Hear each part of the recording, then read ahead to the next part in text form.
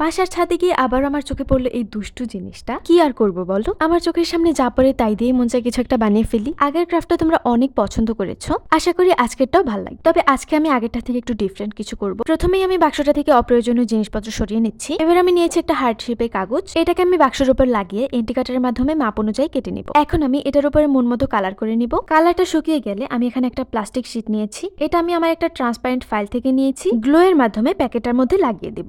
এবার নিলাম ছোট্ট একটা কাগজ, ফেভিকল দিয়ে এক সাইডে এভাবে আটকে দেব, বাকি দুই সাইডের এক সাইডও আমি গ্লো দিয়ে লাগিয়ে দেব। একটা কাগজের ছোট্ট একটা মেসেজ লিখে নিয়েছি, এটাকে ভাঁজ করে আমি এটার মধ্যে দিয়ে দেব। যে সাইড বাকি ছিল সেটাকে আমি আটকে দেব। এবার মাঝখান বরাবর এভাবে চাপ দিলে একটা চকলেটের মতো হয়ে যাবে। উপরের দিকে আমি রেড কালার দিয়ে একটা হার্টও এঁকে নিয়েছি।